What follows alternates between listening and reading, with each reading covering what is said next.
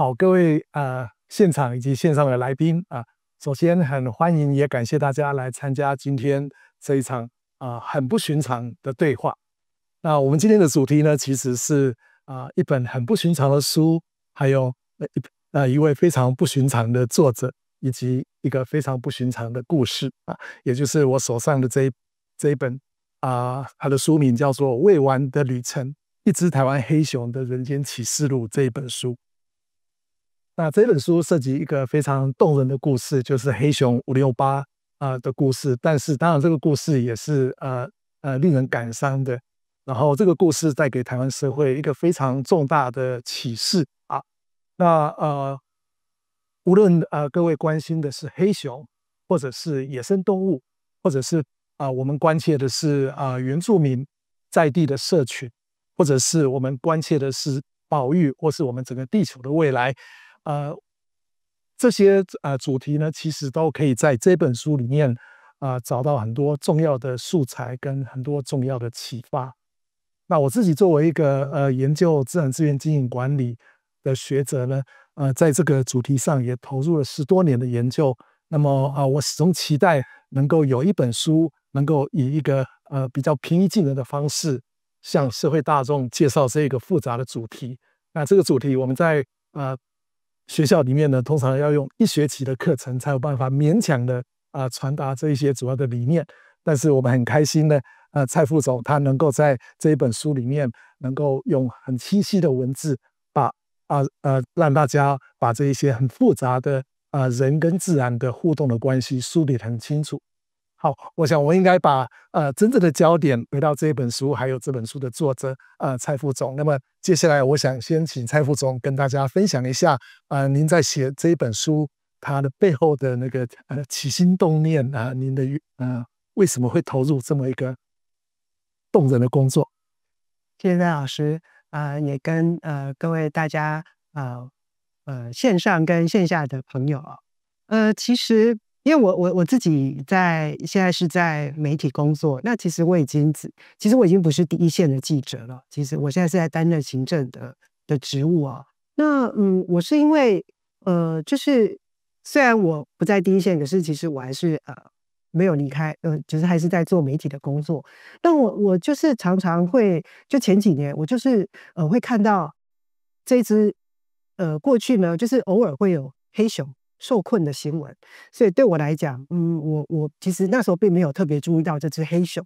可是就很奇怪，这只黑熊呢，就是它就第一次它中陷阱，2020年的时候它中了陷阱，后来它被救伤了，然后救伤之后不久呢，它就被野放了。好，那野放了不久之后呢，它又去中陷阱了，然后又被救伤了，又被野放了。我就觉得很奇怪，为什么这只黑熊就是总是在这个中陷阱跟救伤之间不断的循环？我就开始对它产生了好奇心后来当我开始要注意到它的新闻的时候，我就发现它居然死了，而且还是被猎人给杀死了。那我觉得这个引起了我非常巨大的好奇心那这个时候呢，我刚好就看了一部纪录片这个他在讲一只台湾黑熊之死哇，他就更加一方面，当然我看了之后，我就更加对于这只熊的整个故事，我就比较有更清楚的脉络。那我就说我就想要进一步去探索尤其是这个故事的纪录片的最后，其实是那3个杀了这个黑熊的猎人他一起送这个568回家。我觉得太诡异了。因为其实这个事情当时很多人都在骂，就是说为什么你们没有去严惩这个猎人所以为什么最后又找了这3个猎人送这个568回家？这个是不是在偷偷放水所以我就是因为这样子，我就决定要开始去进一步去了解这个脉络，到底这个当时的3声枪响之后发生了什么事情所以我就大概花了1整年的时间因为其实我现在其实已经不在第一线了，所以我就利用自己的休假，我就是利用把这只黑熊在人间最后1年半的这个轨迹给走了一遍那更重要的是，我不只是把它这每个环节遇到的人从民间到官方到原住民到汉人更重要的是，我还找到这3个猎人，因为其实他们从来没有被曝光过，就是大家反正看到他们一定就是罪大恶极、残忍的3个猎人，原住民猎人哦。那我就是我希望让他们也能够现身说法，就是我想要知道的很多的故事哦。那甚至呢，我连这只熊都问到了。对，大家就是还透过了一些很超自然的方式，我还问到了568它现在的境况哦，所以对，所以这个是一个很奇妙的过程。所以这个大概就是我写这个故事的一个起心动念，还有我当中有一些比较特别的感受。好，谢谢副总的分享。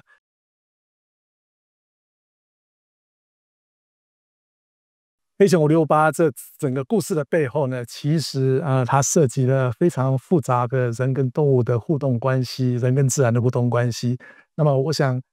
我先花一点点时间来跟各位介绍台湾在过去几十年以来这个关系的演进。那这样子大家在思考这个问题的时候，或许有一些共同的基础。那么尤其如果我们是特别聚焦在野生动物的话，在台湾各位大概也都知道，在1960年代、70年代、80年代的时候当时台湾除了原住民族传统生活惯习的狩猎之外，当时的确呢，商业性的狩猎也的确是活动是相当多的所以当时到处都可以看到山产店。那在那个年代的话，是台湾在就野生动物保育的角度来讲的话呢，是的确有比较重大危机的时代。然后野生动物的族群在山区呢，也的确是相对比起今天的话，相对比较少。然后我们也清楚，在1989年的时候，政府基于这个原因呢，订立了野生动物保育法。那这个保育法是一部很严格的法令，它实质上呢，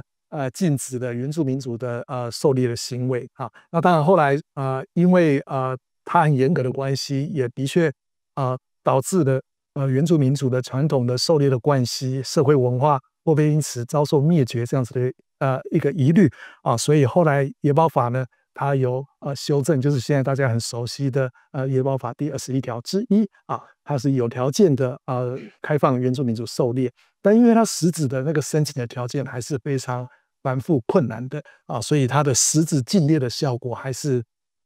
非常的强烈。所以我自己经常讲，包括我自己在2009年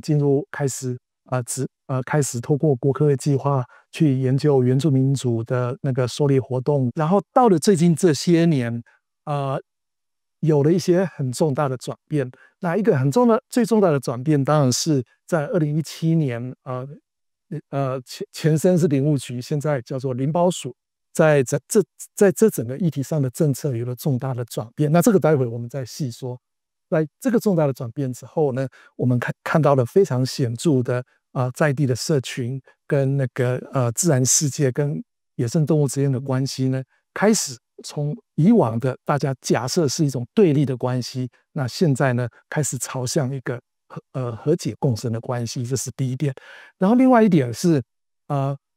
台湾的野生动物的那个族群的动态也的确不一样的简单的讲就是逐渐的恢复，而且在最近这些年可以看到很明显的成长。那这部分的原因，当然野保法的那个实施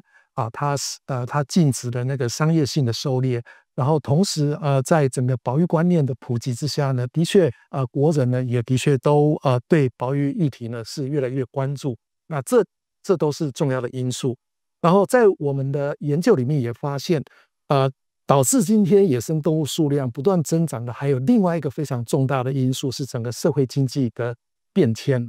我就举花莲县为例，我自己住在花莲，从小在花莲长大。那花莲在1970年代的时候到达它的人口的高峰，然后从1970年之后就逐步的下降，我指的是乡村地区啦，包含那个原住民族地区，一直到现在的话这乡村地区的人口数已经降到1970年代高峰的不到一半，而且实质定居的人数呢，更是远远少于这个数字。那这个意思，它背后真正的意涵就是说，第一个，人为活动呢，在乡村地区是大量的减少，不管就居住、就农耕，或者是就狩猎的活动来讲的话，都是这样子。然后因为这样子的一个人为活动的大量的减少，我们可以看到野生动物的族群呢，的确恢复得很顺利。当然还有我们先前讲的那几个因素，也都是重要的因素。那这些因素共同造成了导致了在今天台湾的乡村山区的地区呢，的确野生动物的状况呢是比起以前要好非常非常多。那甚至如果我们从一个野生动物治理的角度来讲的话，学界甚且会忧心说，以日本来讲，日本在很多事情他们的社会趋势大概都是在台湾的20年左右。我们甚且担心说，台湾在日后会碰到像日本现在的情况，就是在乡村地区野生动物不管是造成的农损的议题，或者是跟人类之间的可能的冲突的议题会越来越多。那实际上在今天的台湾的乡村地区野生动物所造成的农损议题其实已经相当严重那这些现象呢，都标示着台湾从过去几十年前一直到现在，在人跟自然、人跟野生动物之间的互动关系呢，的确是非常非常的不一样的。那这样子的一个改变，其实很早就反映在国际的保育的潮流。例如说，在1980年代起国际间主要的保育组织 IUCN， 它当时就强调说，我们过往我们在学术上叫做 fence and fine， 就是那个围篱跟罚款就是说我们强制设置一个保护区，然后用罚款去应对在地居民，去限制在地居民的行为。那这样子的一个政策，你不能够说它完全没有意义，但是它的确呢，在过了一定的阶段之后呢，它有可能会碰到很大的那个限制。所以IUCN 等等这些国际组织，他们也倡议说，我们整个保育的那个做法策略呢，应当要从过去的以严刑峻法的方式，慢慢改变成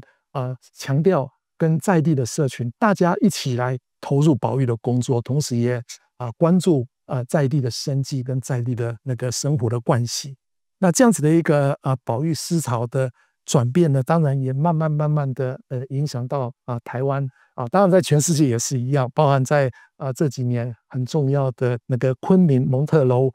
生物多样性框架这个宣示里面，也很清楚的标示着呼吁全球在推动保育的时候，要注重在地社群还有原住民族社群他们的那个生活惯系，还有他们运用自然资源的那个知识跟惯系。那这个是整个的潮流是这个样子。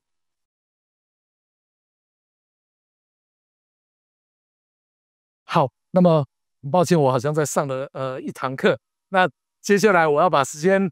还给蔡副总，就是那回到我们现在在书中所处理到的、涉及到的，像是黑熊这样子的一个主题像是山猪钓，在书里面呢是一个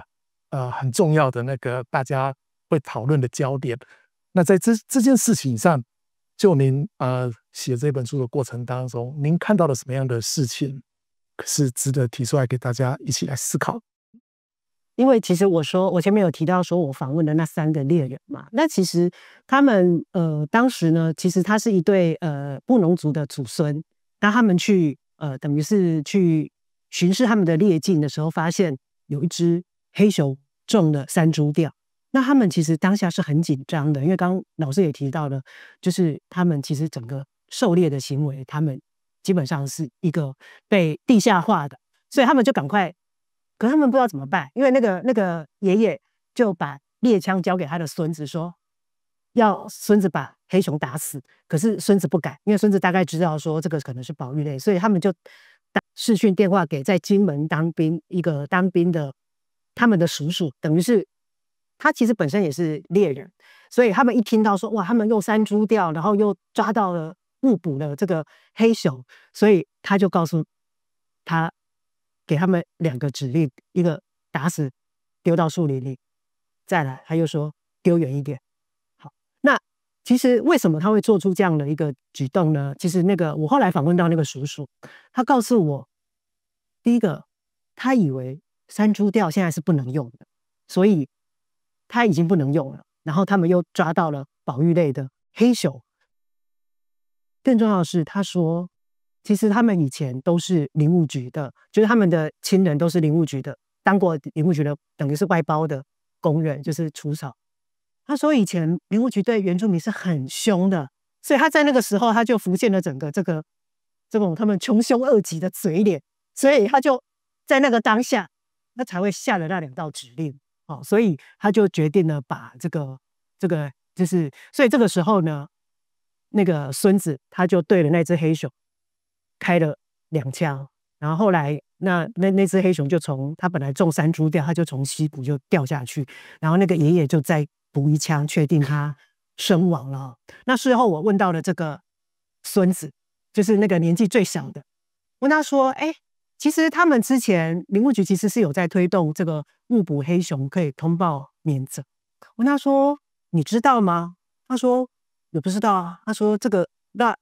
他说那我要打什么电话？打1999吗？还是打119？”就说第一个他们是不知道那个情况的，所以他们当然最后他们就选择了一个最激烈的方式，就是把他给杀了，然后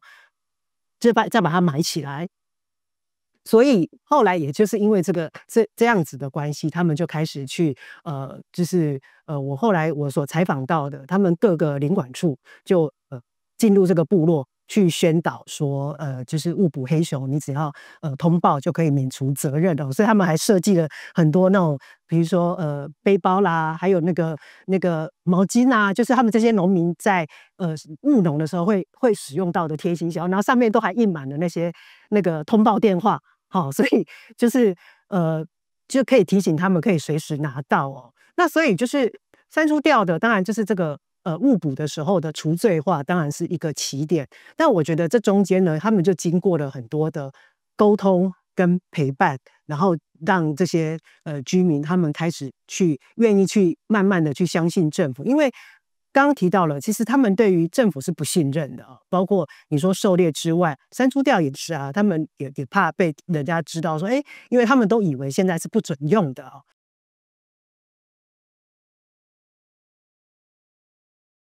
可是这个里面当然就是有人就是这除了有人就问说，那为什么山猪吊到现在还要用啊？就是这么残忍的，就是这么残忍的东西。因为现在社会上有些呼声，应该要禁绝用全面立法禁止用山猪吊。我当时去访问了一个在苗栗的麻痹号的部落一个他其实是汉人，但是他跑到山上去种果树、种田氏，他就是当时被568滋扰的那个果园呐。然后他就说，其实他并不讨厌野生动物，可是他因为他的田氏1年就是收成1次，那每次快要收成的时候呢，可能山猪就来了，然后猴子就来了，然后呢，他说那些猴子啊，就是他可能也不是整颗就把它吃掉，他可能就咬几口就把田氏丢掉，咬几口就把田氏丢掉，所以他可能他1年的收成可能在1夜之间就没有了。那他说他之前用过一些什么，他也跟我讲说他之前用过那种什么驱猴炮，就是他会放鞭炮，然后把它给吓走。可是呢，猴子是很聪明的，他吓了几次都要知道虚张声势。所以呢，他告诉我，他想了一个方法。他说呢，他就是把抓到的猴子，就是给他用那个铁乐士喷漆喷颜色。然后呢，我就说喷颜色为什么呢？他说因为啊，他说猴子是群居的动物，他如果说毛色跟其他的不一样，他就会被排挤，然后他就要到别的地方去流浪。对，所以他就会暂时不会去滋扰他的果园。所以他也说后来啊，因为这个被他喷，因为他就喷了各种颜色，因为他觉得这样又不会伤害到他，可是又可以让他暂时不敢再来。然后他有一次他就就是有那个山友就发现说，哎，为什么台湾的以外怎么有红毛猩猩？他们以为就是那一只，就还上了新闻。结果他的有亲人就跟他说，哎，那一只猴子是不是就是你喷的？对，他就是因为这样。所以我意思是说，这样这些山村居民啊，他们就说我们一般的上班族，你可能想象一下说，哎，我1年的薪水，我的账户里面1夜之间突然就不见了。可是这种事情在我们这边其实不大会发生，可是对这些山村居民来讲，那个可能是他们的日常哦。所以其实对他们来讲，他们要面临这些受害啊，或者是各方面的。那另外像猎人，原住民猎人，他可能大家有想说，对啊，怎么还在用山猪吊？其实现在年轻的原住民人大部分都是用猎枪，那比较中高龄的他们才会用这个山猪吊哦。那其实我自己身处在所谓的主流媒体哦，我自己也在反思啊。为什么他们这些猎人、这些原住民人，他们会以为山猪钓是违法的？我们媒体是不是也变成是一个等于是某个去催化这样子错误印象的一个媒介？其实最近就还有个新闻，就是有一些地方政府啊，他们还大动作的说哇，去取缔什么山猪钓啊，什么之类的。其实这些都会加深了这些山村居民他们会以为现在山猪钓是完全不能用的。那其实这样子也会导致，所以为什么就是他们会最后用这种这么决绝的方式去选择把这只黑熊给杀了？其实我觉得这个，所以为什么老师刚刚提到的这个在地的，不管是你跟社区的保育什么的，如果假设他们像现在，他们其实大部分都已经就是越来越多的部落，他们都知道了。那于是他们下次再遇到同样的事情，我相信他们会做出不同的选择。是，的确，诚如刚刚蔡副总所说的，目前在保育观念普及人心的情况之下呢，其实包含在乡村地区跟部落的居民，大家对野生动物都是很友善的，真的，真的，这个是我们第一线经常接触，就是说大家就算是碰到某些农损的时候，多数人大概也就是说，就觉得说啊，这个难免的啦，这个是大自然动态就是这样子吧，那大家也都接受。但的确呢，这个对很多人而言，这可能是他一年的收入。那这个收入如果在短时间之内遭受重大损失的话，而且这种情形很常见尤其最近这些年，我们在部落可以看到竹笋也好，青菜也好，水果也好，很容易在一夜或者是几夜之间呢，就被野生动物破坏大半。那这个对于很多部落跟乡村地区的农民来讲，这的确是一个不可承受之重。那也的确可以理解说，为什么有些人还是会动用像山猪钓这种方式来想办法来免除那个野生动物所造成的农损的问题啊。所以其实如果就狩猎的角度来讲的话，现在绝大多数的时候呢，大家是使用猎枪，所以使用那个山猪钓的情况是相对比较少，不是说没有，的确相对比较少。它主要是在应对这个农损的议题。那面对这个议题呢，在传统上，我们在新的保育政策还没有推行之前，我们传统上就是会用比较直接的手段，就是定法规，然后呢，例如说直接禁止，然后要求大家去遵守。那不遵守的话，被司法单位抓到的话，就是惩罚啊。那有时候会动用到刑事方面的责任。那这样子的一个做法是一个比较传统的那个我刚刚所说的 fence and fine 的这样子的一个做法。然后其实到了今天我们其实可以有一个新的选项，这个选项就是不管我们大家心目当中初始认为这个议题的合理的解方是什么，但至少我们大家是一起协力，大家坐下来一起来寻求解方就是你可能有些人会主张要禁山猪钓，可能有些人认为不该禁，或是有条件的怎么样做，没关系，这大家的立场一开始出发点不一样，这是很正常的。那但是我们现在所努力在推动的一个保育的新的典范，就是我们在陈述自己的主张的时候呢，我们其实应该在那之前，我们应该要有机会跟不同立场的人，大家好好坐下来，大家一起来思考。那这个问题我们该如何去应对它，才可以同时兼顾野生动物保育跟人类社群的那个的需求。那这样子的一个协力寻求解方的方式，其实也就是我刚刚有提到的，类似像是昆明蒙特娄生物多样性框架里面呢，它所强调的精神呢也就是在这里。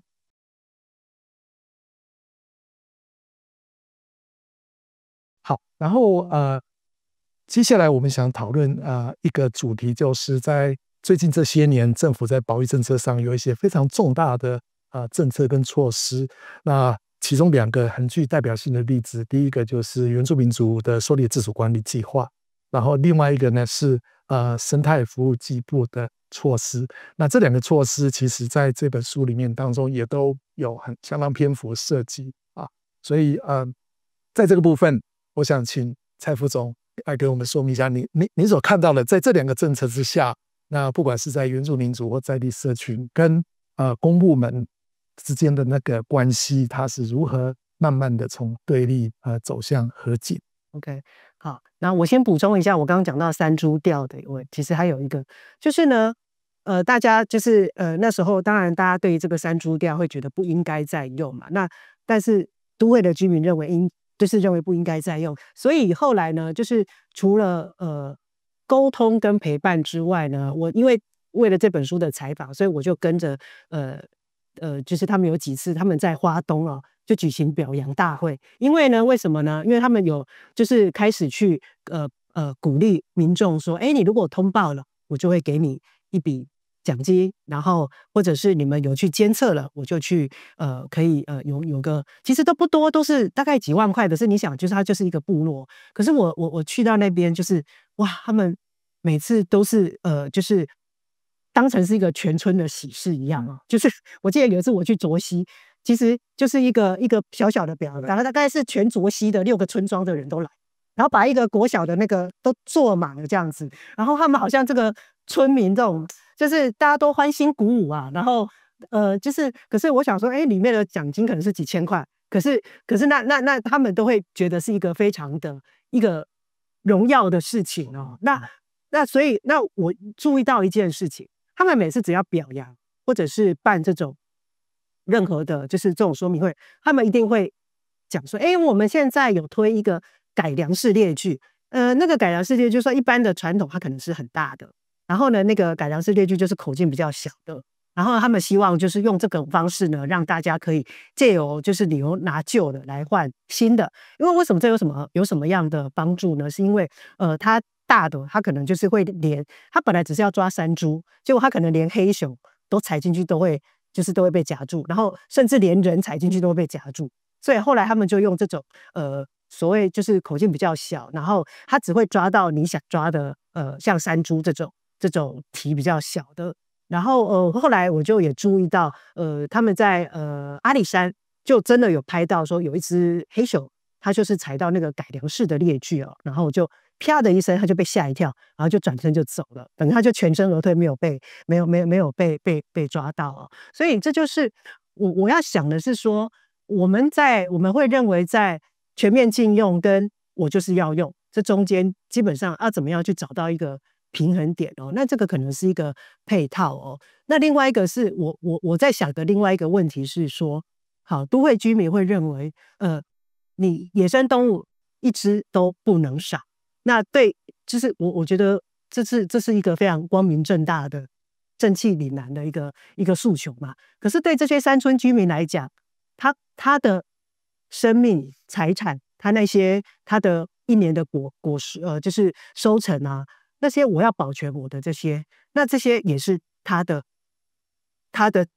正义嘛。那所以我会说。这中间，其实我这个未完的旅程就是在讲说，你怎么样在你的正义跟我的正义之间，你要找到一个，就是这中间不是黑跟白，而是这中间有很多很多道的灰。对，你怎么样去看见这个不同的灰哦？我觉得是我自己在采访这个故事过程当中，我最大的领悟哦。那回到刚刚老师讲的那个狩猎自主哦，其实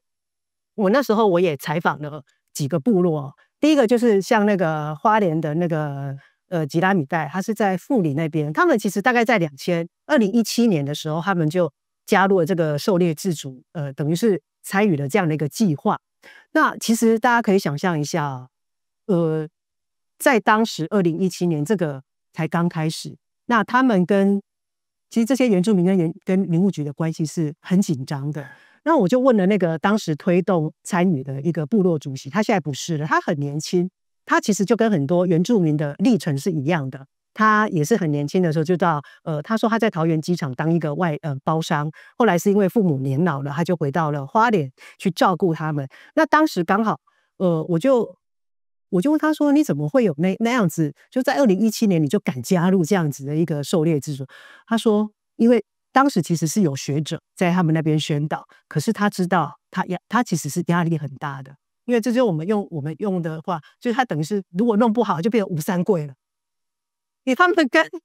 跟政府的关系是这样，然后你还去叫我们要去加入这个狩猎自主，那万一他是要引蛇出洞，那怎么办？对，因为依照他们过去这么剑拔弩张的关系，可是他认为他不希望他自己就是他就是狩猎这种东西，他认为应该要能够光明正大的去做，而不是像他们这样子偷偷摸摸。他说他完全就是他们以前真的就是只敢说哦就上去了，然后就赶快能打就尽量打，所以他们的小孩也没有机会可以参与。所以我访问他的时候是去年嘛，大概已经5、6年的时间。他说他们就整个村就是整个部落都改变了。他说包括他们的小孩终于知道了，我们不是只会唱歌，我们不是只会跳，我们还会狩猎。那就是大家也变得就是说，愿意以前大家你去打猎，你其实是不敢讲的，可是也因为这样子，他就是慢慢的大家是可以交流了。好，那后来我又去了台东的坎顶部落。坎顶部落是布农族的，他们其实是最早就是那个八部合音的一个发现的地方。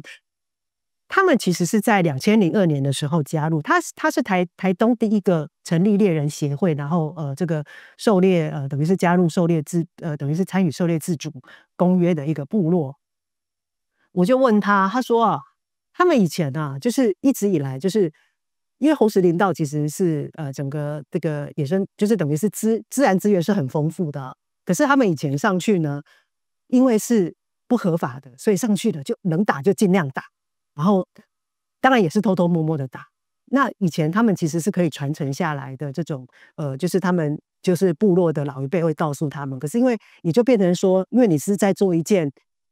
不合法的事，所以他就说他就跟我描述说，他们其实就可能带了猎枪，然后他说老一辈人告诉他们说，你看到眼睛亮了就打，就他到最后他是连萤火虫都打。也就是因为这样子，就是整个都乱了套了。那后来就在2002年的时候，就是他们就决定要加入但是那个我采访就是2022年的时候，他们加入了，他是告诉我说，其实他不是信任证，他只是想要拿回他们自己的权利，拿回他们自己狩猎的权利。可是呢，结果我其实采访的时候才1年多，他说刚开始呢，他们就是加入了之后，他们开始可以有一些比较多的权利他们突然变得考虑的事情很多了。以前他们只要小心不要被警察抓到，可是呢，他们加入了之后呢，他们自己就还会去规定说，因为我们就自己约束嘛。以前红石林道大概是30公里，他们以前就是反正就大家上去就是尽量打，但是加入那个这个变成就是狩猎自主公约之后呢，他们就自我约束。只有0到10K 可以打，10到30K 呢，本来是3个月打1次，后来呢就变成1年只能打2次，就是他们就是自己变得很谨慎，然后很珍惜这个地方。那个理事长那个猎人协会的理事长还告诉我说，他们现在啊看到那个动物的心情都不一样，以前看到动物的心情是想打，现在是想要打招呼。好，那以前可能是拿起猎枪，现在是拿起照相机拍他们。他说我们现在看动物的心情都不一样了，甚至他还跟我说他们现在想要发展生态观光，就是带着大家去那边可以去导览什么。他说其实这些都是我们以前想都不敢想的。那还有一个改变是，他们会很关心这个林道上的一草一木，然后一风吹草动。他说只要看到有陌生的人来啊，他们就会问说，你是来干嘛？这样子，其实就发挥了这种守望的一个效果。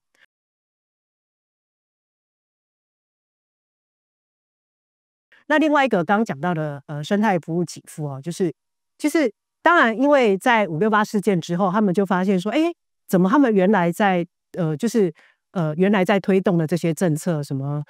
误捕黑熊通报免责啊，什么这些本来都在做的事情，怎么他们都不知道？所以于是呢，后来就把这个黑熊也纳入这个生态给付，就是说，你如果去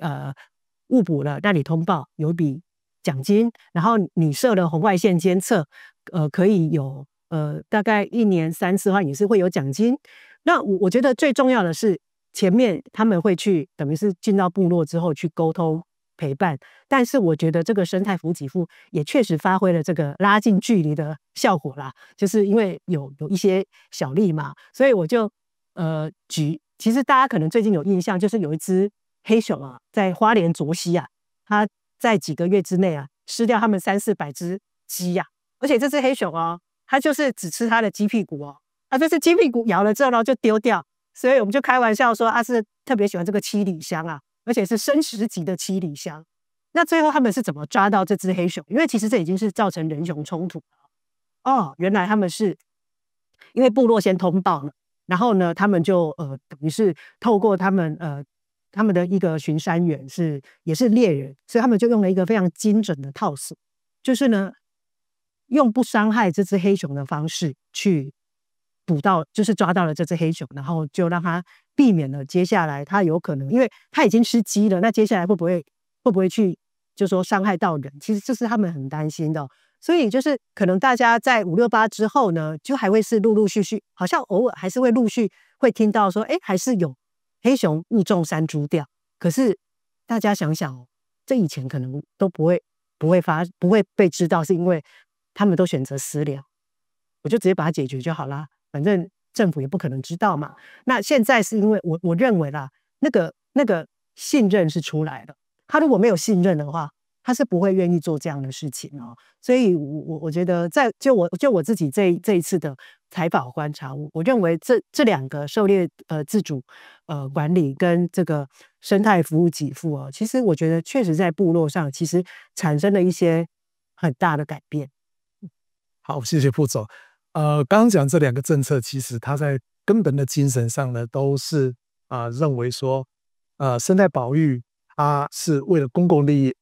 它是一种公共利益。那这个东西我们在学理上叫做公共财。那这个公共财呢，在过往的保育措施里面，它主要承担提供这个公共财，或是承担这个成本的，主要是在乡村跟山区的居民，因为他们土地利用受限，他们必须要受制于很多的法规的限制等等等，他们付出这些代价跟努力，然后成就了整个社会对生态保育的那个的进展。那这样子的一个做法，固然不能够说没有效，但是它其实是对在地的居民是很不公平，而且长期来讲，它也造成在地居民、在地社群跟政府执法机构之间的很紧张的关系。那所以这样子的一个做法，我们的确是认为说，不管就那个规范性的角度，或是就很实际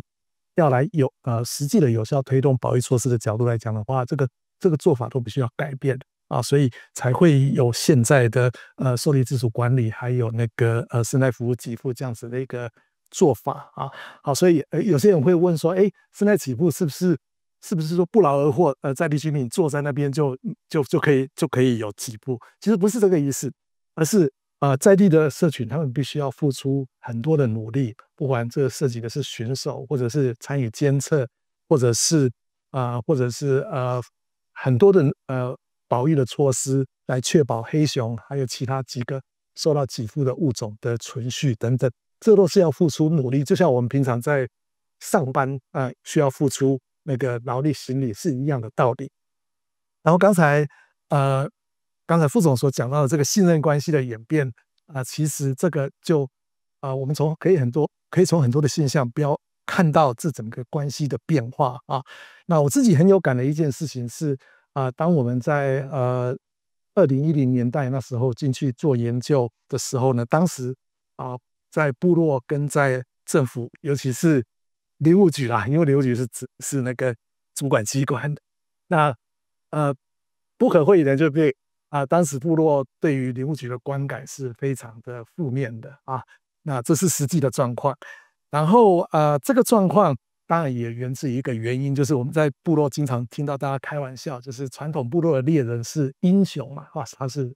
原住民族社会的英雄，但是在现在的野保法跟在林务局的措施之下呢，他们就变成狗熊，甚至是罪犯很多人因此去坐牢那这样子的一个角色的彻底的转变呢，的确让原住民族身上背负了很多很不幸的，是被污名化的。然后，但是到了最近这些新的保育政策推动之后，他们的角色又从原来被界定成是罪犯的角色，现在被现在转变成一个我们称之为生态系的守护者、照管者啊。照管者就是照顾的照，然后管理的管，照管者啊。用英文来讲的话，就是 steward， 就是他们不仅仅只是来使用这个自然资源而已，他们甚至是回到他自己传统猎人的一个积极的角色，就是他们其实在利用自然资源的同时，他就是同时在守护这一个自然生态体系。那这样子的一个角色的转变呢，是一个很重大的转变。也回到刚才副总所提到的那个荣耀感，就是其实生态给付坦白讲也很少啦，不多啦，就是几千块、一两万块。坦白讲，在今天的社会里面，说真的，它的那个财务上的意义并不真的那么大。那我认为，激励大家的最重要是那个荣耀感，从一个原来我是被视为是一个罪犯的角色，我现在是一个很积极正面的生态系的照管者的角色。那我对这个社会有重大的贡献，我觉得这样子的一个转变呢，是一个非常重大的很正面的转变。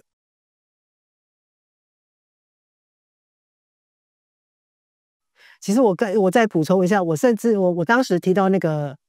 这个我在坎顶访问那个，就是当时他们加入那个狩猎自主，他说其实他们刚开始的时候啊，就是开始在推动的时候，那些部落的人是很不相信，他们会觉得说，哎，奇怪，以前的林务局对我们这么的凶，而且对我们这种狩猎的事情是这么的高度管制，他现在突然要让我们可以就是可以不用事先申请，可以事后，然后种种啊，他们第一个他们都会觉得说，对啊，他们就怀疑说是不是在引蛇出洞。然后那时候他们有一些就是一些等于是陪伴的团队，他们进去受这个他们分属的这种委托进去开说明会的时候，他们其实是就像我们现在这样全程直播，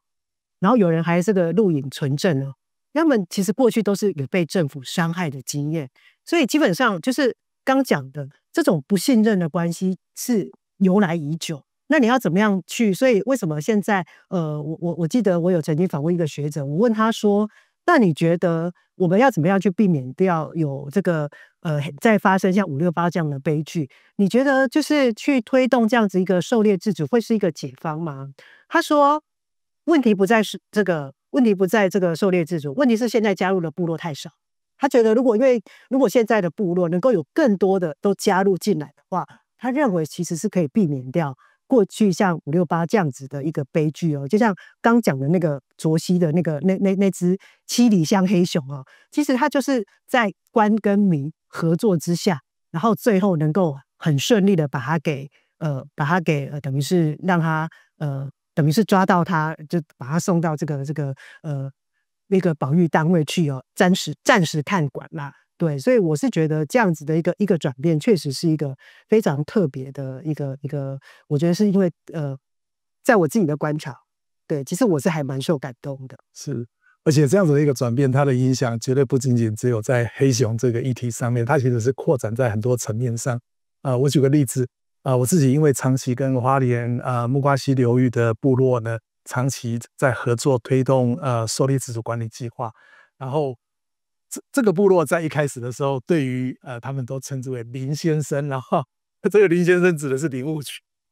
其实是很有敌意的。对，经过这么多年的合作之后，他们也理解说，这次政府是真的很努力的想要扭转过去的一些政策的作为。所以在经过这么多年的合作之后我们可以看到在保育的层面呢，有很多重大的进展。例如说我们现在呢因为大家有信任的关系，所以台湾学界第一次可以取得很多年的那个部落每一年的比较贴近真实的狩猎量，然后这个狩猎量再搭配我们进行科学的监测之后，那我们同时终于算是在台湾的学术研究上第一次有同时有狩猎量跟加上资源的监测量这两个对比之下呢，我们就可以知道说，在现行的狩猎的活动水准之下，那台湾的野生动物的动态长期来讲会怎么样？那我觉得这是一个非常宝贵的跟保育有关的资讯，而且还不仅仅只是在山区的野生动物而已。其实这个效果后来扩散到很多面向例如说像因为像埃及圣环，它作为一个外来种，它的确造成某一些的冲击。后来林保署就执行了那个移除埃及圣环这个政策。那这个政策呢，也很多时候呢，其实是靠着各地的猎人团，包含我自己长期合作的那个猎人团，因为埃及圣环是一个非常多疑的物种，所以要接近它，然后顺利的移除它是很不容易，需要很高超的技巧。那刚好猎人团的猎人们呢，他们就是具有这个技巧，可以来执行这个任务。那在以前的时代，如果说今天林保署出面要请他们做这件事情，那铁定是门都没有，因为彼此是敌对的。但是现在呢，林保署一出面，然后猎人团们就很乐意来一起来支持做这件事情，然后埃及圣环的数量呢也很顺利的降到了一个相对低的水准。然后在木瓜溪流域部落除了参与这些事情之外，他们也透过巡守，然后去相当有效的防止的，不管是盗伐或者是其他非法活动的发生。然后在某一次的案例里面，当山区发生林火的时候，其实是透过猎人的引导，可以很迅速的让救灾人员可以到达那个火灾的地点。然后像最近部落也开始加入在山区的那个步道的复旧、修建、维护的工作。那所有的这一切事情都标示着，就是在公部门跟在部落从过去的敌对关系，现在大家变成可以一起合作来为台湾的公共利益，大家一起来努力。那我觉得这是一个非常正面的那个转变。的确是他们就是我那时候访问了他们，他们刚开始就是刚讲的，他们确实他们对于生态给付的这样子的一个帮助就是其实那个真的是钱是真的不多啦，但是他们对于那种就是整个就是我当时看到那个画面是震撼了，就他们就整个全卓溪乡的人都来了。那就是我们这样子是一个非常大的荣耀什么对。那我觉得透过这样的一再的宣扬，然后让他们慢慢取得，就是他们愿意去跟政府合作，那就是可以从这当中呢，就是去得到很多。原来我看后来他们还告诉我说，之前他们有一种山羌得了一种戒灵，那他们山羊对不起，山羊得了一个戒灵，然后老师去参加对，然后呢得了一个戒灵，那后来他们怎么办呢？所以就是也是透过他们这些部落去帮忙做监测，就是说他们不是只有就是说你就通报了免责，其实后来他们也等于要有更积极的，就是你要帮忙加一些红外线的这个相机那我就可以去确定说，这个数量是怎么样。那这个当然这个的好处是说，那他们去捕的时候，他们就会就是我记得那时候他们有一个学者告诉我说，这个为什么他们去做监测？除了他们自己要知道这个数量之外，其实这也是要跟主流社会去做沟通。因为他说，因为其实主流社会最在意的就是说，那我怎么知道你们这样子打猎不会把那什么动物都打光光？那所以他们就是用这种方式呢，去告诉，就说，那如果说假设他们本来一季可以看到飞鼠30次，那后来怎么突然变10次？他们知道飞鼠的数量少，所以他们就少打。那如果在监测什么数量又多了，他们就多打。用这种动态平衡的方式呢，去作为一个，就是说，我告诉你，其实我们是有在注意这样子的一种生态的平衡因为就是可能对一些就是说都会的居民，他会觉得说你野生动物是一只都不能少的。可是其实对猎人来讲，他们在意的是栖地他们会认为他们其实是一种栖地管理的概念对，所以也就是用这样子的方式的，我觉得就是怎么样，就是因为我这个未完女神最多的就是它里面是很多冲突的，就是你要防止568事件，因为568明明是被猎人打死。可是为什么最后的解放又回到猎人身上？这中间其实这个是你听起来是很矛盾，可是其实你这样子慢慢的去把它追究出来，你就会知道说，其实它反而最后它可以用。其实我最近听到一个很有趣的比喻他们说这样子就是把这些山村部落都把它纳进来的关系，就跟他们像例如现在政府啦，不管是林保署或者是其他的这种各分署，他们就是这种保育的直营店。直营店的概念，那这些山村部落呢，就是加盟店的概念。好，那加盟店当然就是直营店就是少少的嘛，那加盟店就可以很多，而且加盟店才是真正跟这些动物生活在一起的人，他们才是真正比邻而居的人。那假设他们愿意也加入了这样的一个，他们不会变成刚老师讲公共财之害，好，会觉得说，哎，那我倒霉啊，为什么我跟这些野生动物生活在一起，那我就要去背负这种你们残忍，或者是你们怎么可以去伤害野生动物这样的一种罪名。我觉得用这种方式，可以最后其实是达到一个双赢的局面。你既保护了野生动物，那你又让这些山村居民至少他们的这种财产也得以保全哦。其实我在我自己采访的这个过程当中，我认为其实他这样的一个发展是还算蛮正向的。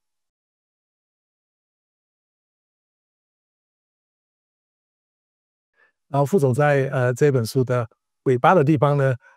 写了一个很动人的故事，就是送586回到山上这样一个故事。那这个故事的确对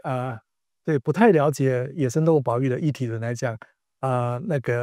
这个故事他采取的做法可能是蛮冲击大家一般的看法的啊。那我想请副总分享一下，你在听到这个故事的时候，还有探索这个故事的时候，带给你的其实我那时候是因为看了那个纪录片的最后，就是呢，我刚刚有提到嘛，就是前面就是这个发现568是被猎人给杀了，大家基本上是对他们是非常愤慨的，而且觉得甚至有人说啊，他们这些猎人应该被判死刑啊。其实社会上当时还有这样的氛围啊。那林务局作为一个受害家属，如果我们把黑熊当成是他们的家人的话，他们等于是受害家属。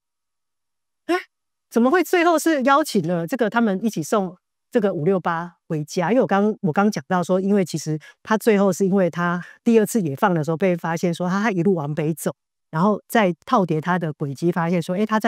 他是大雪山的熊，所以他看起来还是想要回家哦，所以他们后来就决定说，既然他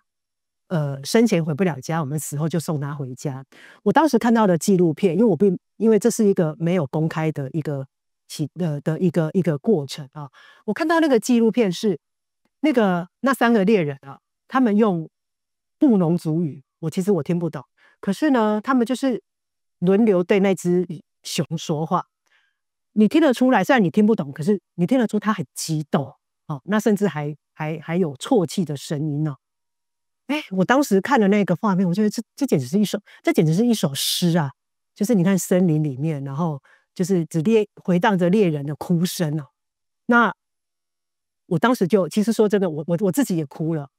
可是呢，我马上又抽离了，我又回到我记者的职业本营啊。就是我觉得这也太戏剧性了吧？怎么前面还在认为他们这个罪该万死，那下一幕就变成是猎人送568回家哦？我觉得就是说这种文学性跟戏剧性是我认为这2个加起来就是报道文学我认为是最精彩的元素，所以我就是因为从这样子就开始去做一个追索。但是呢，我就访问了我后来当然就知道了说为什么他们要送其实我那时候我问了这个台中分署，因为他们其实那只熊是台中嘛，所以他户籍在台中啦，所以我就问了台中分署，他们说其实他们这个过程当中他们其实基本上他们被骂翻了。第一个阶段呢，就是他们就是等于那3个猎人宣布是被猎人杀死之后呢，其实他们官方的态度很奇怪哦，他们其实并没有说就是我们一定会什么严惩什么什么的，他们并没有做这样子的一个宣示哦。那再来呢，后来因为他的那个卫星项圈被破坏了，所以法官其实那是那个卫星项圈有将近23万。所以法官就问就是他们其实这个是涉及刑法的毁损罪，所以他们就要求他们猎人要跟这个就是必须要问他们说，你们必须要做这个民事的等于是赔偿啊。所以他们就我记得那时候就是他们那时候他们就愿意，当然是他们愿意这个赔偿哦。可是呢，也因为这个和解又被骂，他会觉得说，你们居然放水啊！居然怎么可以跟这些凶手和解？这是第2次被骂。到了再来呢，他们后来被判了缓刑，又被骂了，因为觉得说就是你们那个这个亲奏，好，最后一次就是送这个568回家的时候。他们虽然那一次那当然是一个没有公开的仪式，可后来他们有在脸书上有描述的过程，哇，底下就是大家就骂说啊，这些猎人啊都是鳄鱼的眼泪啊，都是哭假的。所以我后来就问了那个台中分署，他们就说，他们就一直被洗版、被围剿、被肉搜。那我问了之后，他们才知道说，哦，其实是他们其实这一切的决定其实是来自他们的署长。那所以我当然就要去问了，说，为什么你要做出这样的很奇怪的，就是很逆风的讨骂哀的决定呢？他就告诉我说，其实他知道，就是在不同的原住民之间，可是他们都有一个叫和解的仪式，就是他们可能打架了啦，或者是什么，那他们就会透过这样的一个和解的仪式，我说啊，好，那我们就放下仇恨，我们就继续，以后就大家和平相处啊，就不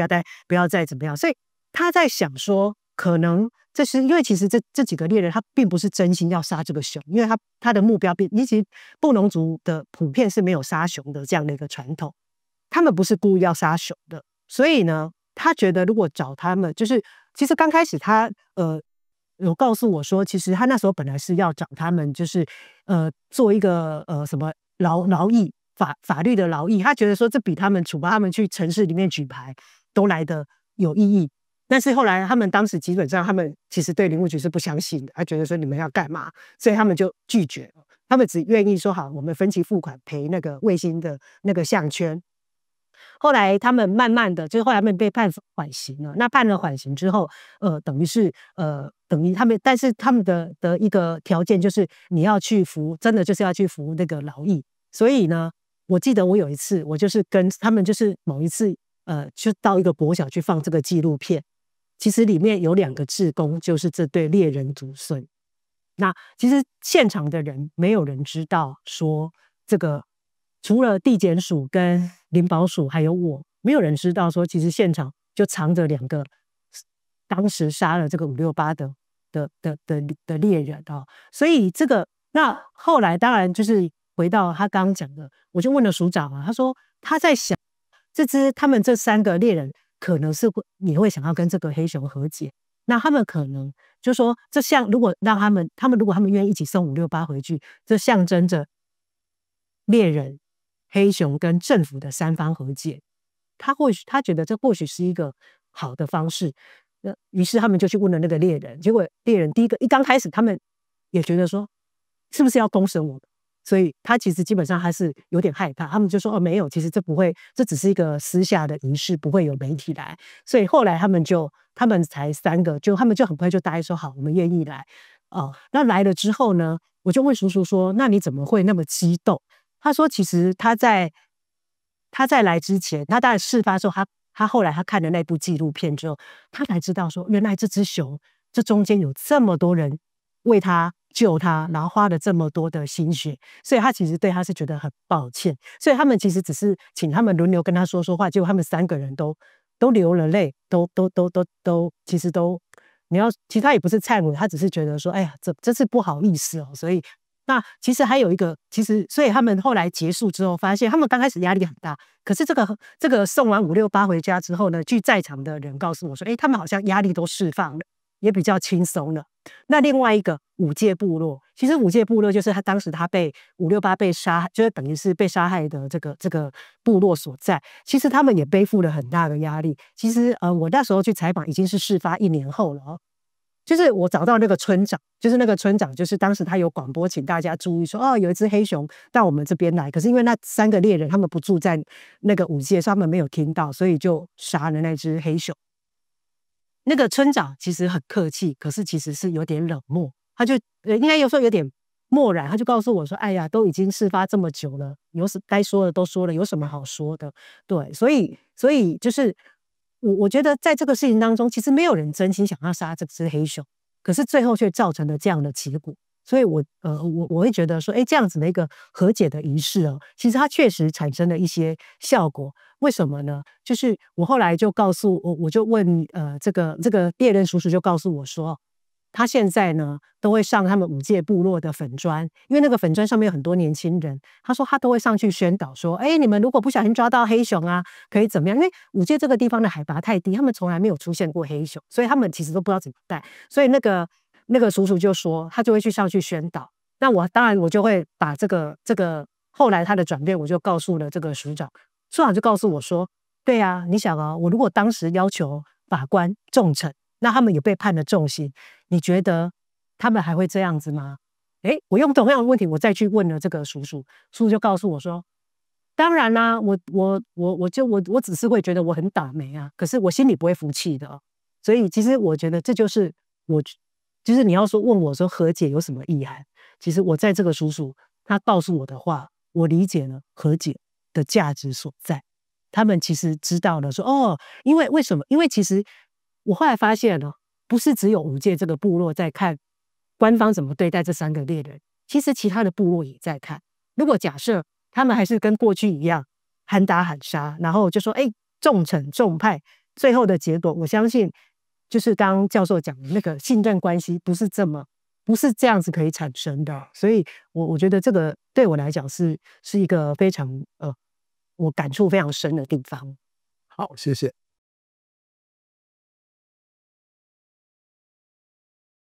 我们对谈的时间几乎快结束了，所以我想最后想麻烦副总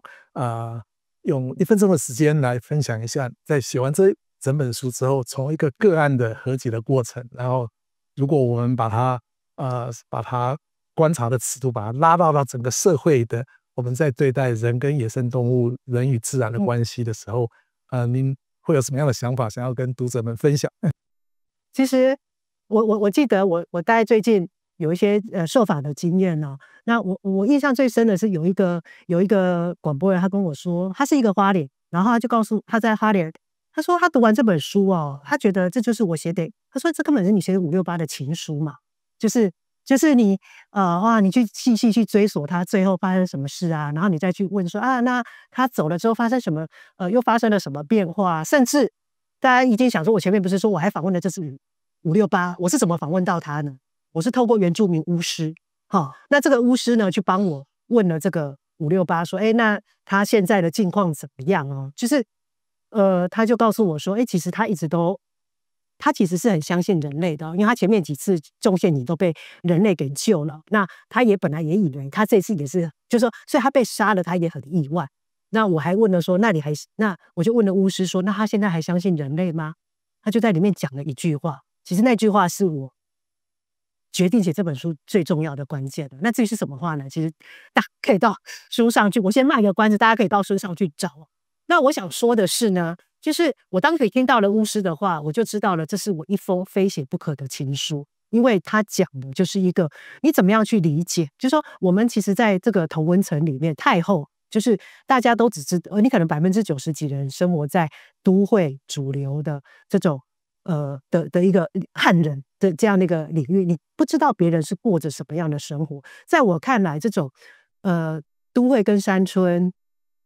汉人跟原住民，还有原住民跟政府，就跟一座的大山一样哦。所以我们怎么样？你如果不去这几个大山彼此之间是看不见的。你如果说，但是你如果看不见对方，你是没有办法产生一个同理心的哦。所以我希望的是，但是呢，我也必须要讲，这对我会认为啊，我们刚讲的狩猎自主啦，或者是生态服务给付啊，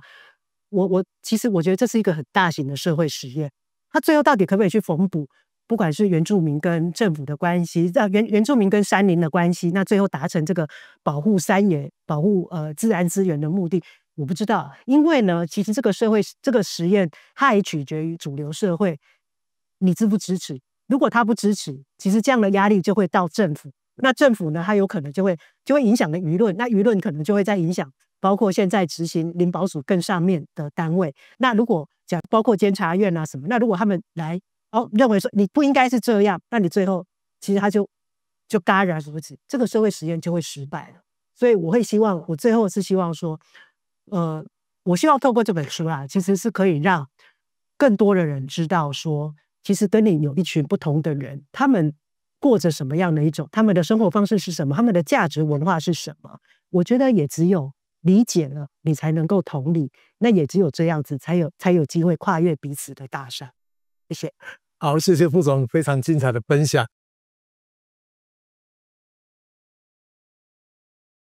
那么我们今天这个不寻常的对话暂时先到这边告一段落，接下来是 Q&A 时间，我想先邀请现场的来宾们先提问。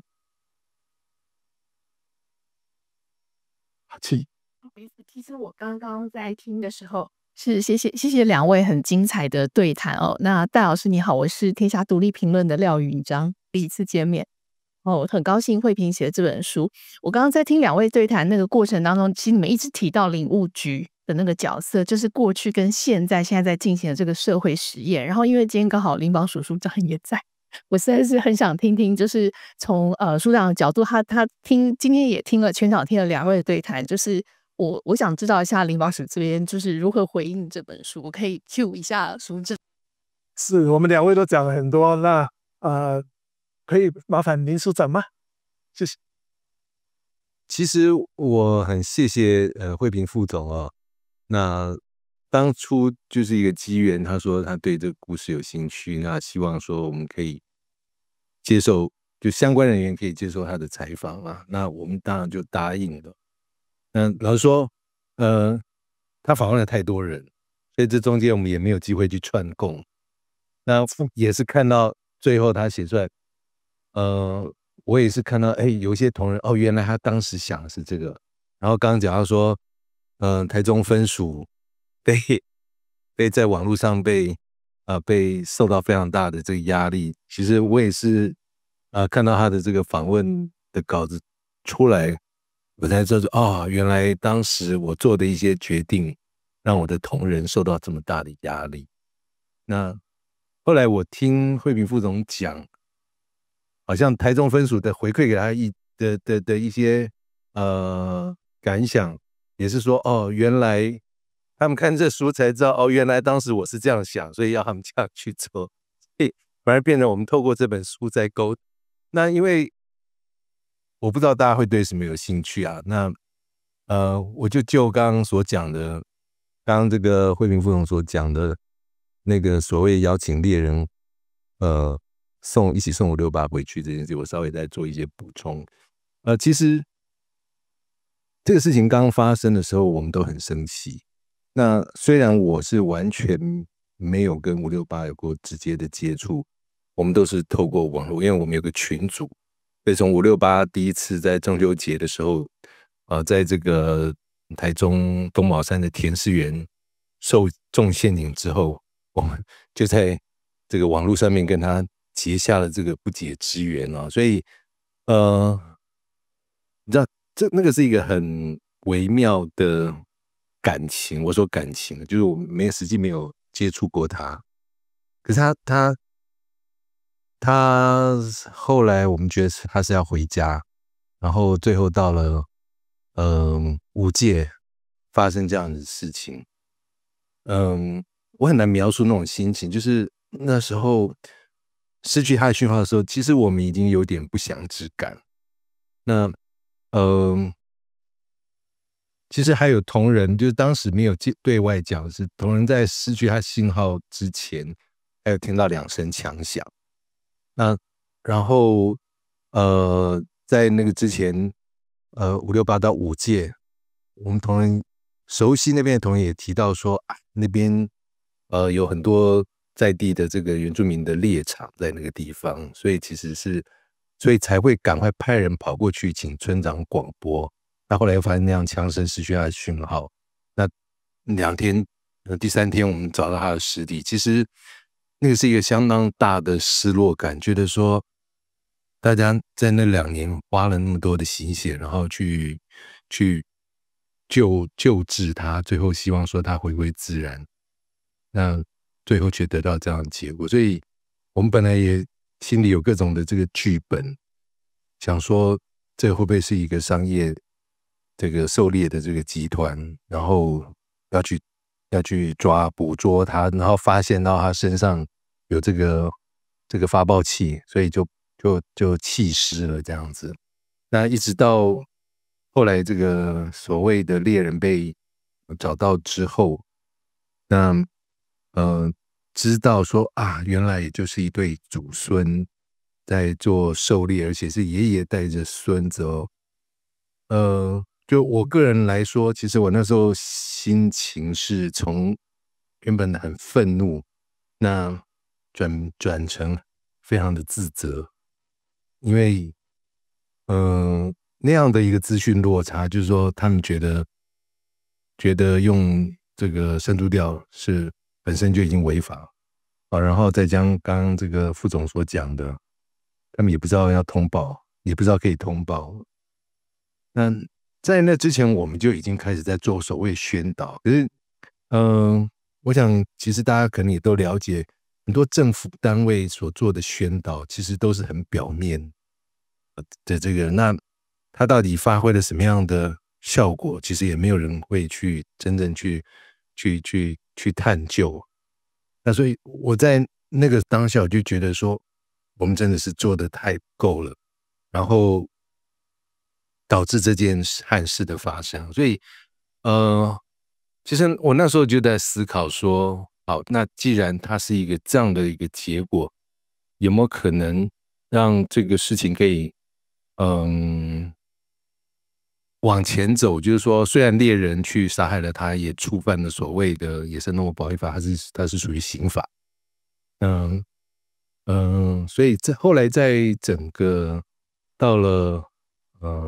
法院审议的期间，其实那时候我请台中分署试图的要能够跟这3位猎人联络，不过当时都只能透过律师，所以其实不是很顺畅。那其实这中间我们做过几次的尝试，一个就是刚刚讲到那个警宣要差不多快23万，那对于我所理解的一般这个部落的主人来说，这是一个很大的负担。所以那时候本来我们曾经还透过律师提出说，有没有可能请猎人来当我们的保育大使？那由猎人来跟其他的部落族人来告诉大家说，如果有误捕，那可以通报，然后这个大家如果有不管是要防治农损或者是狩猎，可以来换用我们的这个改良式猎具。其实我们就只希望说他可以做掉这2件事，然后在他最熟悉的社群里头去帮我们做所谓的宣导或者是推广，也就可以。那用这个来折抵那个23万的那个费用。不过很可惜，那时候我们是透过律师，那得到的是说，对方觉得不需要。不过后来好像我听蔡副总讲说，他问了猎人那位叔叔说他不知道我们当初曾经提过这样的一个要求啊，提过这样的一个条件了。所以真实情况怎么样我不晓得。不过这是当时我们做的第一个努力，但是没有成功。那后来到了法院最后审理，就是判决了，那也判了缓刑。所以我们后来才又去提出了第2个诉求，就是说跟这3位猎人就提出了说，那是不是还是可以来协助我们？因为他们必须要去服劳役。那一般在南投跟台中那个区域，那很多劳役其实就是到街上去举牌，这个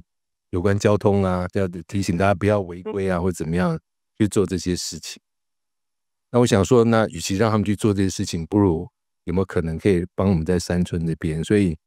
那时候也跟地检署沟通，因为这执行是在地检署。那地检署一开始不太了解我们的用意，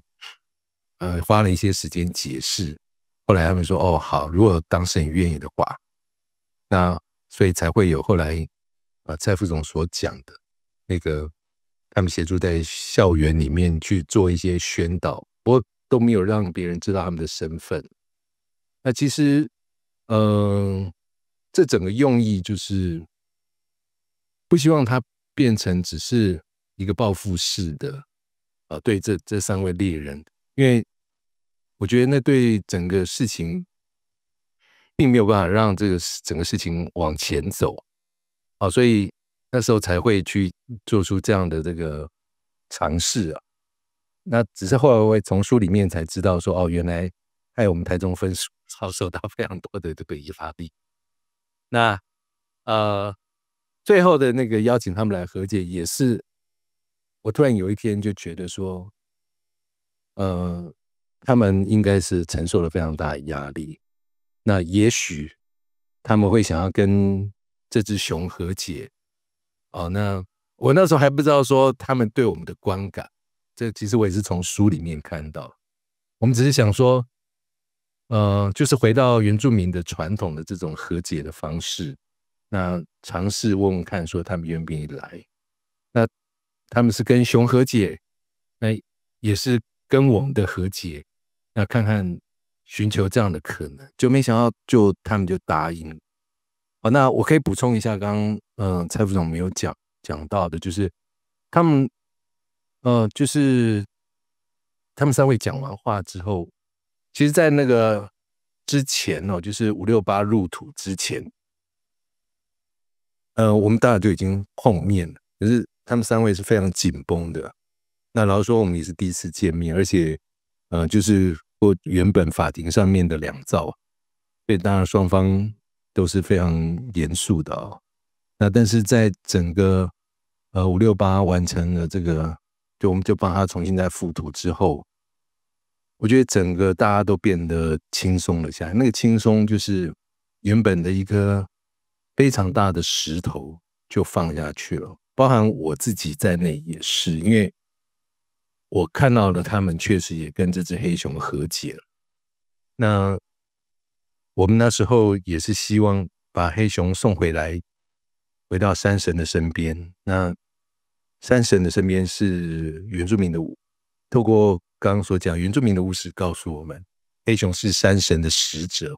那我们就把它送回大雪山，交还给大雪山的山神。所以我们在完成了那样子的一个活动之后，才真正开始比较放松，然后我们也会去跟他们了解一下说，那当时到底发生什么样的这个事情。好，那印象比较深刻的，爷爷一直就跟我们道歉说，不好意思，我不知道这只熊是你们养的。那他讲的养也许不是宠物的那种养，他讲的可能就是那只熊之前是我们在照顾的这样子。那其实这样的一个原住民，那他是60几岁啦，一个原住民的，我不能说他是老先生了，因为我年纪已经快要跟他差不多。那其实就跟我们平常在部落看到的族人是一样的。那我们其实也可以思考一下说，那他犯的这个所谓的野保法，他并不是一个作奸犯科，他并不是做了那些作奸犯科的这个事情。那可是在我们的这个法律制度之下，他可能会变成是那样子，甚至都有可能坐牢的就是如果是那样的一个社会氛围之下。好，那对他来说，他是一个做他过去从他的祖先以来就在做的这事情，而今天他做了，可是他却可能要遭遇到这样的一个惩罚。更重要的就是说，蔡副总刚刚所讲的，他们心里会服气吗？好，所以我后来很欣慰的看到蔡副总去跟他们3位做了访谈之后，很欣慰的，我相信当时做的这样的决定是对的，只是不好意思，辛苦了我的同仁，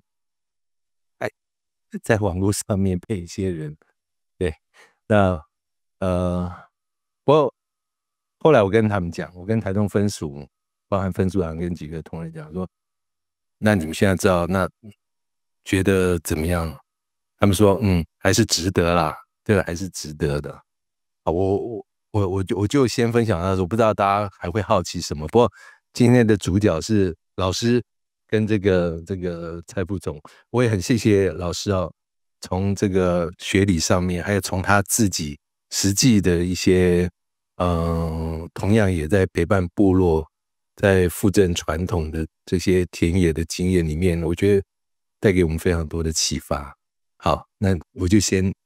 分享到这，好不好？好，谢谢。好，谢谢林署长。那我们接下来邀请下一位来宾，看有没有任何的问题提问或是评论。好，请。你好，刚刚有提到说，就是比如说刚刚那个蔡副总提到那个汉人，但是他在山里头种那个柿子，所以他一直会被野生动物侵扰。那像这样的 case 一定是很多。那目前有什么样的方式去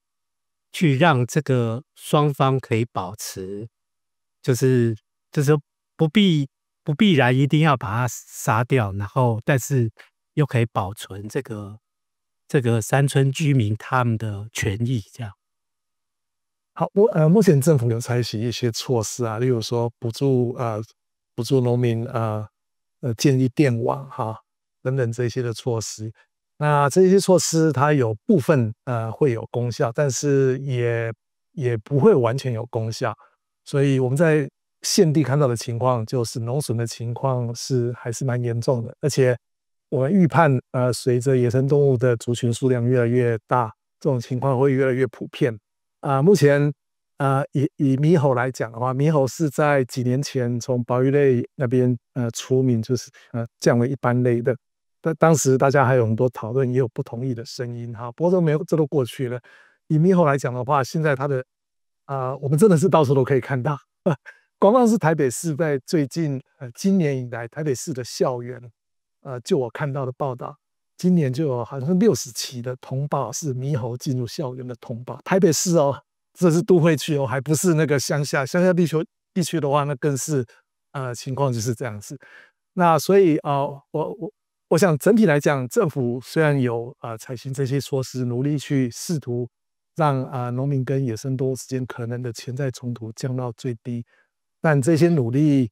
恐怕还没有在现状下跟在未来恐怕没有办法控制整个情况会越来越严重，因为我们在日本身上就看到这个情况就是越来越严重。所以我们必须要寻求一个更整体的方法来面对这件事情，不仅仅只是用技术性的方式来把野生动物跟人试图降低那个冲突。那个技术性的方式有一些帮助，但是恐怕成效不会特别的大。那不好意思，再请教一下，所以就您的想法，就是说，目前还有可能哪些方向上是可以做的？说真的，如果以日本的经验来看的话，到最后还是得要想办法控制野生动物的族群量，这是很不得已，我们不乐意见到这种情形。我不知道各位知不知道，在日本的话，熊是可以合法猎杀的。那是因为的确熊跟人之间的边界越来越模糊。我们先不去追究这到底是谁的责任，因为我们也可以说这是因为人入侵了熊的栖息地，然后有些人会认为这是熊入侵了人的栖息地。好，那这些思辨我们可以好好的去讨论。不过现实的状况就是这种相遇呢会越来越多，所以我们必须要早一点，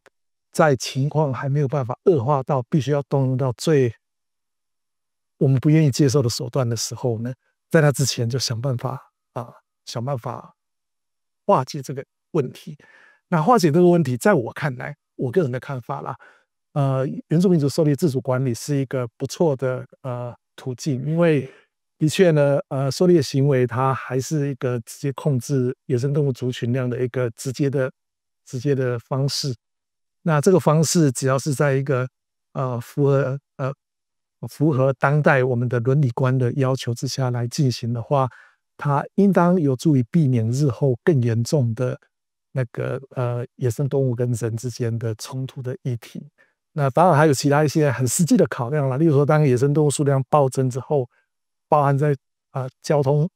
的安全也会有相当大的影响，经常会出现车辆撞上野生动物这种情形。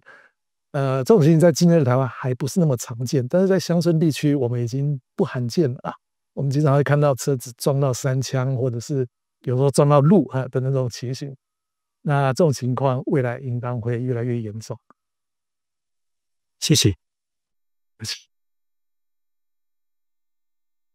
那我们还有一些时间，看看有没有哪一位要提问或评论。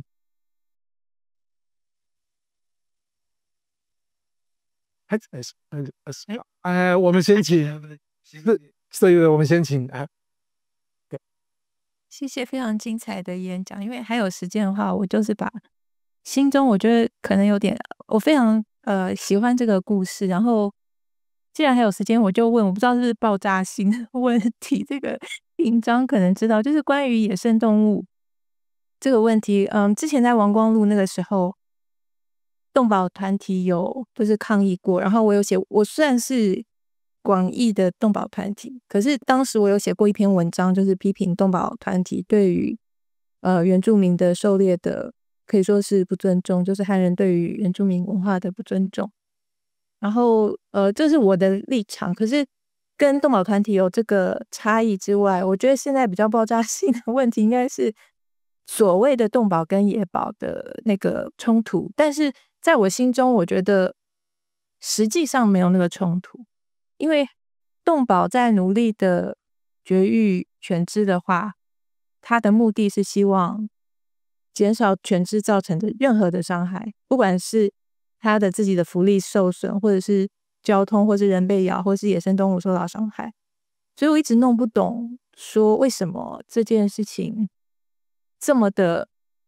因为刚刚两位都一再讲到和解，我听了觉得非常有感，因为我自己也觉得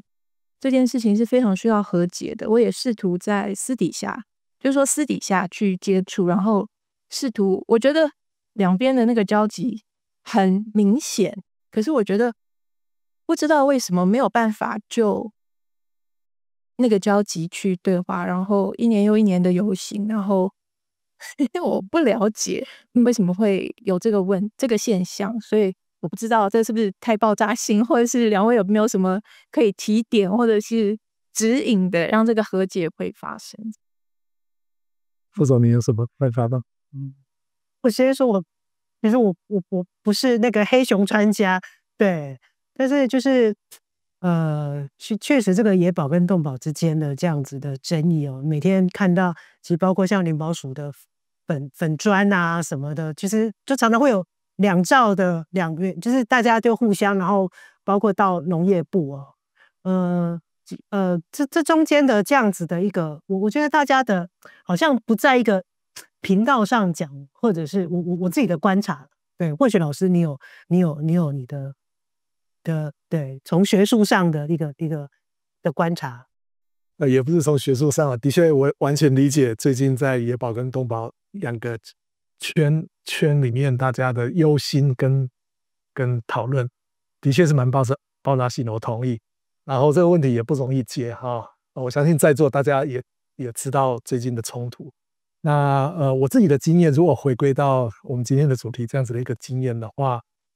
我想还是需要，不管是在NGO 也好，或者说在公部门也好，需要有领导力站出来，促成双方去面对这个问题。想想看，在我们描述的这个案例里面，在过往的原住民跟以前的林务局之间那关系的恶化的程度，其实应当我认为是远远超过今天的动保跟野保这个人，因为他们其实交集很大。所以那但是这个世仇的化解它其实除了台湾整个社会对于原住民族权益透过立法等等这些，还有整个时代对多元文化的那个尊重的潮流之下，这个是一个重要的因素，没错。但是光是这个因素还是没有办法化解这个对立，因为只要这个制度性的结构还在那边的话，这个仇恨就会永远存在。那在这边的话，我个人很感佩当时有 NGO， 一直以来都有 NGO 的那个行动者，加上学界的行动者，然后当然呢也是像公部门我这样讲，也许有些人会觉得有一点谄媚还是怎么样，但是我必须说，是因为林署长他勇敢的率领公部门去改变过往的政策。所以我刚才讲的那几股整个社会的潮流才有办法凝聚在一起，然后大家一起做出一些改变，然后到达今天这本书讲的和解。所以回到今天动保跟野保的冲突这件事情上，我觉得也需要这样子的一个在几个不同的团体里面，还有公部门，还有学界，必须要站出来，发挥他们的领导力，引领各个团体里面的尤其是相对比较温和的力量呢，大家先坐下来一起思考要如何处理这件事情。那这件事情也不能仅靠民间才有办法达成，因为在公部门这一边，要是公部门的措施这一些制度没有改变的话，有太多问题都不是民间或是 NGO 所能够单独处理的那所以公部门的积极的参与也很重要。那但当然这样子，我们在学术上称之为 leadership 这样子的一个，它也不是天天都有。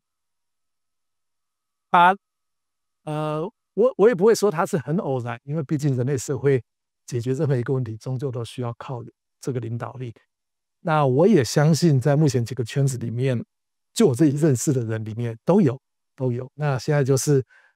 需要我们经常讲啦，就是谁要下去当那个挂铃铛的那个老鼠。我们每个人都很忙，都很累，所以大家都想说最好是别人去做。但是我常常跟学生讲说，这时候讲那么多都没有太多的意义。那你如果觉得这个问题你很担忧的，然后你希望能够解决的话，最好的方式就是你自己跳下去做，或是你跟一群人志同道合的人下去做。这个是最直截了当的方式。但这是我个人的一些经验谈，在看到这么长远以来这些重大议题的演变的过程，然后解决的过程，一些个人的经验然后学术界大致上也支持这样子的一个做法所以就提供给大家参考。对，然后最后再能把它写成一本书。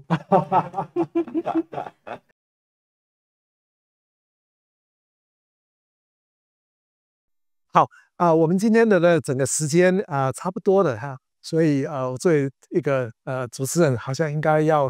适时的宣布今天对谈到这边结束。不过我相信大家可能还有很多想要一起讨论的，还意犹未尽没关系，我们大家都可以留下来讨论。但是我们正式的对谈就先到这边为止。好，谢谢副总，也谢谢各位的参与，谢谢谢谢大家，谢谢老师。